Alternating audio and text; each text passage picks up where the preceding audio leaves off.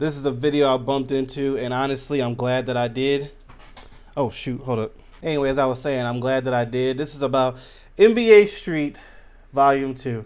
The rise, fall, and rebirth of NBA Street. If that's any hope that they're going to bring this back, I'm happy. Honestly, I don't want a new NBA Street game. I just want them to bring this exact game to now.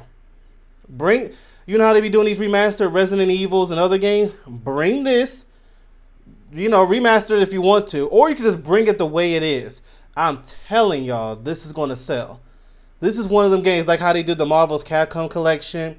This game, Resident Evil. It's certain games where you can bring it back the way it literally was back in the day. You can bring it back now, and it will still sell as if it's fresh.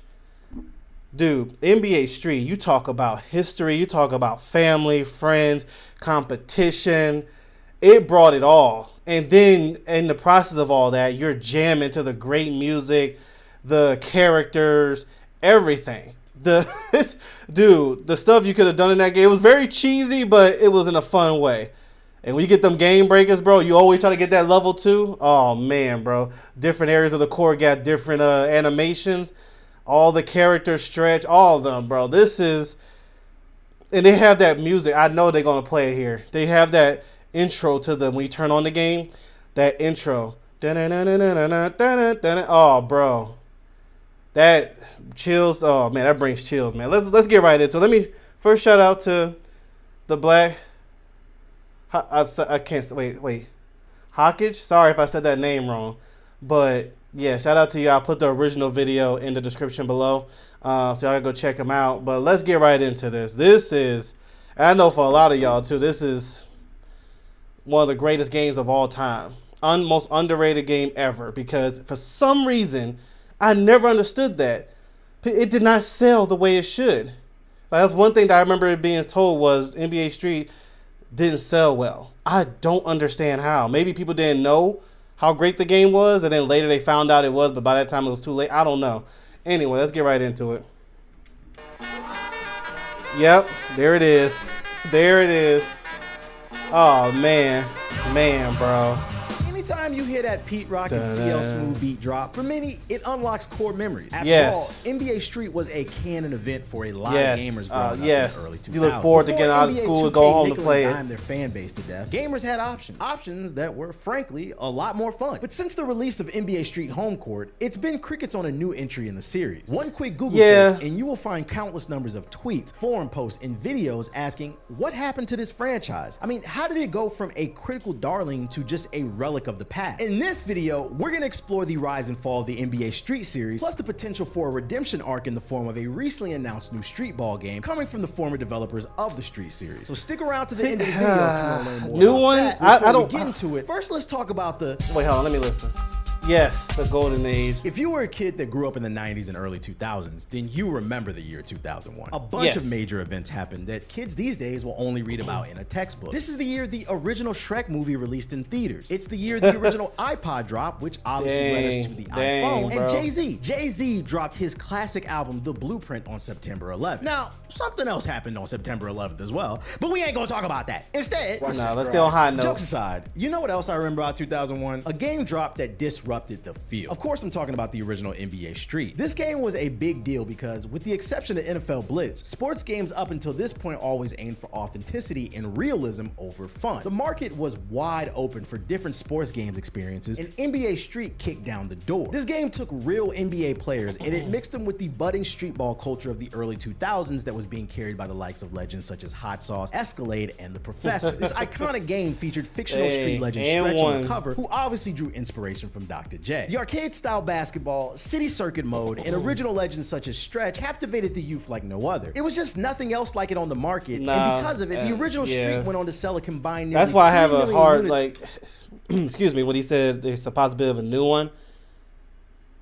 I mean, I'll wait and see, but it's like they've tried other new street ball games, and unless they do it the way this one did, it's going to be fun just as a basketball fan, but I don't know if it's going to hit as good as that. I'm not going to come out doubtful. Well, even though I have a little doubt there, so I guess it's contradiction. But all I'm saying is, I wish they just brought this one back. the way it is. Just the way it is, resell it. $40, something like that, I'll buy it. A new one, I mean, we'll see. I'm going to give it a shot, but yeah. Let me know if y'all feel the same. It's across all platforms. Overall, NBA Street was a solid foundation that helped pave the way for what was to come next. What came next is what many consider to be a bona fide classic. Because let's be for real. Classic. When someone says they love NBA Street, they're most likely talking about NBA Street Volume 2. Yes.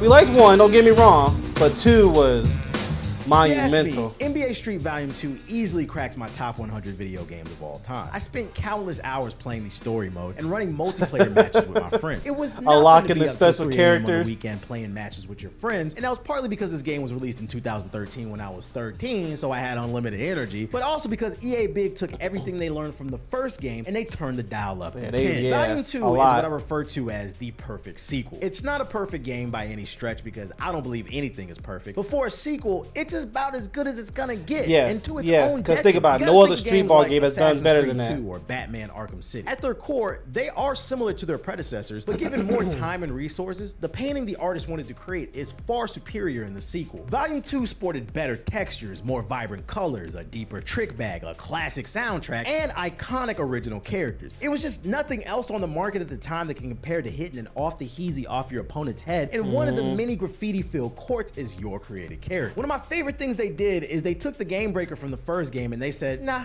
that ain't enough. And then they hit us with the Game Breaker 2. And by activating it, it was like unlocking cheat codes in the game. You'd activate it literally that, was. And then you're suddenly out there moving like you had magic on your shoe. Gain more points, lower your opponent's points. The craziest jump shot, and it just essentially turned into a free bucket. It was the ultimate way to style on your opponent. Activating this move during a close match was a surefire way to spark a fight in the house among siblings and friends. And keep in mind, this game wasn't online, so if you were sitting next to one another talking trash, you had to be ready to fight. And the soundtrack, the soundtrack was just fight, but I know, I get what you're saying. This wasn't just some background noise to drown out your mom yelling at you to do your homework. The soundtrack was the heartbeat of the game just as much as the gameplay. They had a great mix of mainstream and underground hip hop that often had you sitting at the main screen listening to the music for minutes before you even started the game. One moment you're breaking ankles to Benzino's Rock the Party, and the next you're Harlem shaking to Eric Sermon and Redman's React. The soundtrack was and still is fire. Matter of fact, search NBA Street Volume 2 soundtrack on Spotify if you haven't heard it, and give it a listen if you want to see what I'm talking about. Now let's talk about the tricks in Volume 2 because they wasn't playing around. They added so many new moves that it took even the best players time to learn to chain them all together. You could bounce the ball off your opponent's dome. You could throw yourself alley-oops off the backboard, or you could just kick passes to your teammates in style. And it wasn't just was a cheat code, that 3-point shot. EA Big managed to balance the game well enough that playing defense was just as fun as the offense. You could swat shots into the next area code, or you could just steal the ball so smoothly you'd have your friends shouting, "Get your hand out of my pocket! Get your hand out of my pocket, nigga!" And to complement it all was the fact that EA went out and got Babito Garcia as the commentator who would shoutcast all throughout every game. He's a legendary DJ from New York City who added a certain flair and authenticity to the street elements of the game. Between the tricks, the Game Breaker 2, the music, the style, it all just came together and it made you feel like you were the coolest person on the planet when you played it. And you know what else was cool? The fictional street ballers that they added to this game. To be honest, I don't even remember most of the NBA roster from this era because it was so long ago. I mean, I remember big names like Kobe and Shaq, obviously, but what I remember most about Volume 2 is names like Stretch, Bonafide, Osmosis, Dime, and Biggie Little. These characters would show up as boss battles throughout the campaign, and if you beat them, you could recruit them to your team. My favorite player was Osmosis. This man could shoot, dunk, rebound, block, and handle the rock. He was a literal cheat code that carried a lot of games for me. And I haven't even on character because that was a thing too. The customization was solid, so it really felt like a chance to live out your basketball fantasies. It really wasn't much to hate about Street 2. It did this thing where it hit that sweet spot where it was easy to pick up, but then it was hard to master. It quickly became a fan favorite. With you would put hours in though to be really good at the game, and it was fun to do. The question becomes, what happens when something finds major success? The success of Volume 2 naturally spawned numerous clones. You had games inspired by it, such as NFL and FIFA Street, which is also made by EA Big, but then you also had straight up clones and competitors such as NBA Ballers and One Street Ball, and the game that inspired one of my favorite Dave Chappelle skit shows, Street Hoops. Tell your little friends, the dreams do come true. Billy is getting his ass whooped on Street Hoops.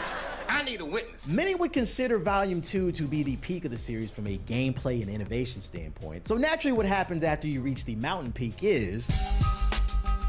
Yeah, NBA Street V3 released 2 years after Volume 2 in 2005, and it And wasn't Ballers the were downfall okay, of the was franchise, okay. but It I'd was argue it's the first game in the series that showed chinks in the series' armor. After all, it is the second worst selling game in the series at only just over 1 million units across all platforms. The fun was still there with V3, and there were some cool new additions to the game such as the dunk contest, street challenges, and LeBron James. Yeah, that's right, ladies and gentlemen. My earliest memory of playing as LeBron in a video game was in NBA Street V3. That's how long he's back been in the league. 2005. It speaks volumes to Captain America's longevity in the league. It made that one last 2024 gold medal run that much sweeter when we beat France's ass. Look at all this freedom on display.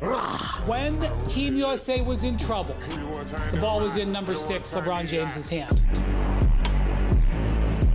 As someone who's played every game in the series, from my perspective, I think the issue with V3 is it wasn't a bad game per se, but it didn't push any boundaries. It felt was like EA alright. Big was coasting off the success of Volume 2. Because essentially at this I point went in right the back series, to the playing game sold Volume 2 itself because of the brand when name. that came I think out. the new art direction, it split the community as well. Everyone loved Volume 2's vibrant cel-shaded art style, but many, including myself, weren't big fans of this more realistic look with the shiny character models. And there were other issues too. I recall the animations not being as smooth as the previous games, and they made changes to the Game Breaker for no reason. In V3, players couldn't pocket the Game Breaker anymore, meaning you couldn't store it for later use as a trump card. You had to use it right then and there, which made the offense much more predictable. The Game Breaker also was transformed into this dunk sequence, where the player could perform a series of tricks and dunks to maximize the impact on their Game Breaker, but I just wasn't a big fan of it. I guess it was cool they allowed players to score up to 3 points while also subtracting 1 point from the opponent, essentially making a full power Game Breaker a 4-point play. But some was people very liked the forgettable. changes, It was some alright. people hated I don't it. remember normally most that's of it. fine, but So stuff most he's people bringing up, loved I'm how sitting there Game like, Breakers oh, worked well, in yeah, I Volume forgot about 2, that. So splitting the audience in V3 would only cause harm in my opinion. I appreciated they tried something new, but it had poor execution. It's the classic case of trying to fix something that wasn't broken. And the Yes. worst part is, it would only get worse from there. So 2007 rolls around, and it's a new era with the Xbox 360 and the PS3, and what we got is the first and last HD era of NBA Street, titled NBA Street Home Court. This is the one with Carmelo Anthony on the cover, and it's the worst selling game in the I series, wasn't with a it not fan. even cracking 1 million units I sold. played it 'cause it was across all basketball, but I platforms. wasn't a That fan. shouldn't shock anybody when Carmelo Anthony's on the cover because he's not known for winning anything anyway.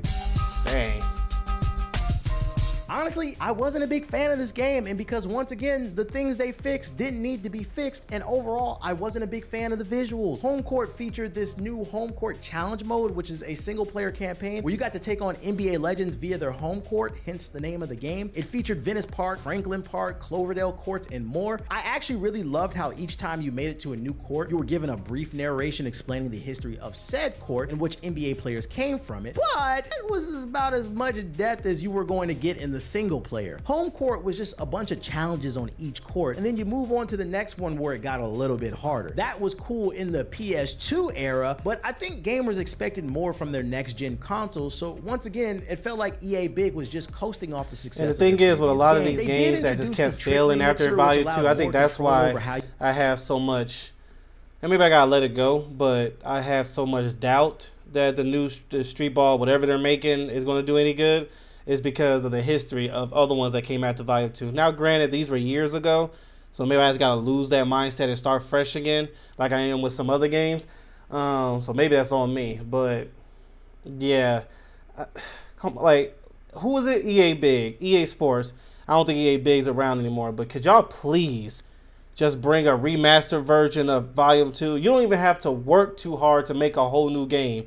Just fresh up the graphics, I guess, of 2. You don't even have to do that. To me, you can just keep it the way it is. But if you want to, for next gen, update the graphics a little bit. Keep everything else the same. Let the generations that wasn't growing up with this, let them experience it. The music, Redman, like all the characters, everything. It was, yeah. That's something I believe the kids now need to experience. They need to experience that. You perform tricks, plus you could do double dunks, but most of these minor changes weren't enough. They felt more gimmicky than game-changing, so many gamers grew bored of the gameplay quickly. Add in the fact that the AI wasn't the smartest, and sales dragged in comparison to the previous entries, and the writing was all but on the wall for this franchise. I mean, look around. It's been almost 20 years, and sadly, we never got another Street Ball game. Matter of fact, EA disbanded EA Big shortly after the failure of NBA Home Court. When the world needed NBA Street the most, he disappeared. Then everything changed when NBA NBA 2K attack with their microtransactions and their shitty community manager, Ronnie 2K. Jokes aside, I'm staying out in of this that digital one, age but of online the gaming, VC social thing, media, I'm like, and content creation, I believe Street Hoops could really carve out a niche. I know from the comments that I've seen in my chat, I will agree with over that. at But the twitch.tv/TheBlackHokage, VC part, VC is like, they just many of messed you that don't up seem with to the. understand why we haven't seen a new Street Ball game. And to be frank with you, I believe it's because NBA Street was just never that popular. Matter of fact, I know it wasn't. See, years ago, I got to test some EA games early, and after I gave them feedback on their games, we all went to dinner together. And during that dinner, I got to ask for insight on what happened to the Street series as well as the Def Jam series. And what they told me is they would love to make more, but it's out of their hands. They could They bring those back specifically too, the "We Def haven't Jam seen a games, new Street Fight or Club." Def Jam game due to poor sales. And what's one thing we all know EA loves? Did I say Fight No, Club? Fight Diamond for New in it. York. But honestly, it didn't anywhere else. See, the Street series is a cult classic, but Yes. it never crossed over into the mainstream. Those developers told me the 1 and series 2. didn't Nah, sell that's well. all And if I'll those give numbers over respect at to, 1 VG and 2. charts are correct, if you add up the sales of every version of NBA Street, and I'm talking about NBA Street 1, 2, 3, Home Court, and the PSP version, if you combined them all, they only sold around 8.5 to 9 million copies across all platforms. And that might sound like a lot to you, but to put things in perspective, Spider-Man 2 came out last year in 2023, and at the time of this recording, it's already moved 11 million units as Yeah, a I mean, PS5 I can't say the Baldur's name Gate 3, right, but that released last year in 2023, and it's moved 15 million units in just 1 year. Hogwarts Legacy, that the released monkey last one, year, the and they've ninja. already I'm sold sorry, I forgot the 24 million name. copies That of just this sold movie. 20 The point I'm some trying to million make copies is that already. 8 million The game is just not came a out lot not too in long sales ago. Considering that's combined sales from the PS2, GameCube, PS3, PSP, and the Xbox 360. Now, to play devil's advocate, I do have some theories on why the numbers are so low. The first being, we have to adjust for gamer inflation. Gaming has gone mainstream, and Yes. there's just more gamers than ever. And the Much reality different is now. that when Street was popping, gaming wasn't as popular back then. So if properly marketed a new Street game, it should be able to sell far more units if the game is good. My other theory on why sales are so low is because although this went triple platinum in the hood, a lot of us couldn't afford a copy. Matter of fact, I'm willing to bet many of you played Street 2 on an emulator later in life. I'm willing to bet money that many of you watching this played a Street game, but you didn't own one. You probably borrowed it from a friend or you played it at a cousin's I house. borrowed That's it for a okay. long Those people time, now, and thank they're God my grown, parents and got it they would from have me buying for power to Christmas. support a new Street game. And it was which like on further supports sale. my original argument But about yeah, how a friend of gaming mine has used to gone play with him. mainstream. Combine that with content creators producing funny and epic clips to post to social media, and you have a potentially winning recipe. I believe gamers are thirsty for a new NBA Street, but sadly, since the release of Home Court, we've only seen some games attempt to fill that arcade basketball void, such as NBA Playgrounds, but it just wasn't the same. That was more in alignment with NBA As, Jam than NBA yeah, Street. I'm not Because into of the it. lack of Street games, Well, many it's have feared okay. this beloved I play a little bit, franchise but would be after lost 30 to time. minutes, I That stopped is, playing. until a few weeks ago.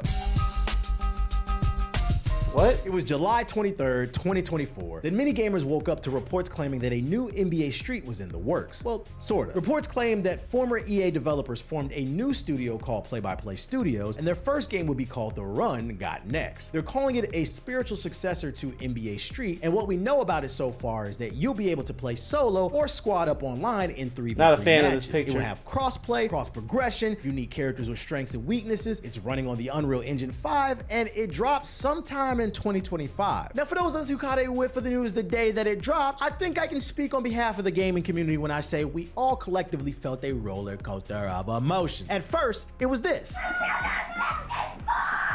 It would be nice. Just bring that back. Once the initial excitement of the announcement wore off, the pessimist in me began to think, Don't give me hope.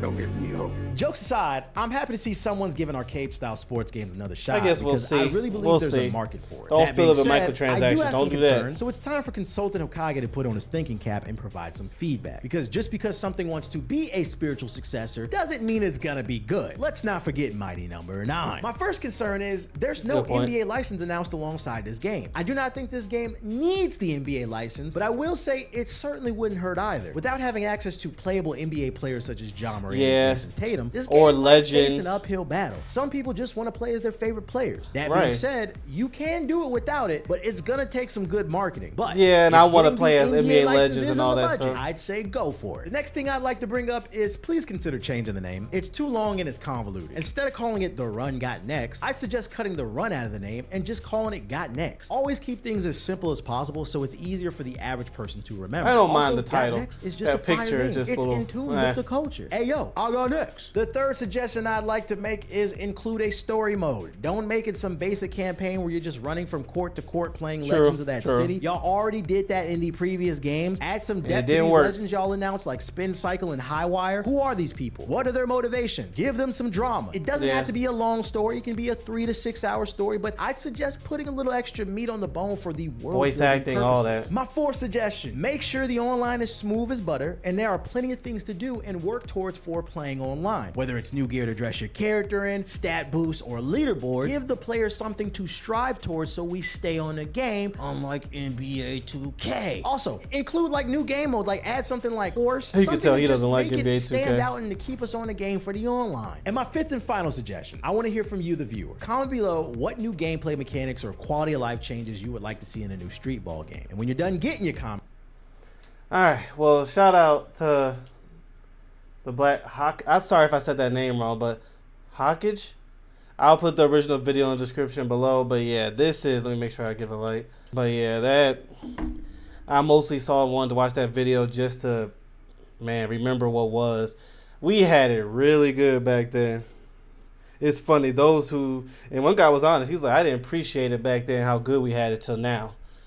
He said, I look at it music-wise, movies, video games. He said, we had it good, really good back then. And it's true. I ain't one of those people that's like, yo, forget the new age. You know, we was better. I'm not those kind of people, but I am someone who appreciates what he had. Like a child, like I look at Cartoon Network. I heard Cartoon Network got shut down, which is crazy. Think of all those great times. Courage the Cowardly Dog, Powerpuff Girls, Ed, Edd and Eddy, Johnny Bravo, all of them, bro. And it was like like Dragon Ball Z, like people, like kids, they see Dragon Ball Z now. If you was in the 90s, 2000s, those Toonami trailers, bro, like you talk about intensity just to get ready for that next week. Because the one thing that I do love that this generation has that we didn't was you can get like a whole season at one time on streaming networks. Now, like back then, you had to watch it on Thursday, a 30-minute episode. You just had to wait till next week. So that was the one thing that did hurt, especially when you're watching Dragon Ball, because they could spend 15 minutes staring at each other before they even fight. Then they fight for 15 minutes. Then it's the end of the episode, and you got to wait till the next week to see the fight continue. So that is the one thing I do like now. But overall, the intensity, though, to get ready, and then the next day, everybody's talking about it. Like when Goku turned Super Saiyan, I was there when it first happened. And you talk about everybody in the neighborhood. I was living in 8 Mile, Detroit at the time. The whole neighborhood in 8 Mile was talking about it. Kids and adults. My dad didn't know. He didn't really watch Dragon Ball. I remember he came in during that time because we had the TV up loud. And he was wondering what it was during when Goku was saying, you won't get away with this after Frieza killed Krillin. And he walked in and he was like, whoa, what is this? And it caught his attention. But just those moments in video games, all that stuff, we had it really good. And I'm blessed to say I was one of those people that lived in that timeline. But yeah, honestly, can you just bring this game back, EA? Please don't a new Street Ball game, fine, I'm going to try it. But is it going to have that same feel with the music and everything that this one will? Just bring this back and watch that money, bro. Y'all like making money, obviously, with all these microtransactions. Just have this. Don't put microtransactions in it now. But just release this. I guarantee you it's going to sell. Anyway, that's just my opinion. Let me know what y'all feel about it. And, yeah, shout out to y'all if y'all was, anybody watching that's this generation or the next generation. Let me know in the comments, though, if you was there when this came out. Oh, my goodness. That was the day. Anyway, I'll check y'all later. See ya.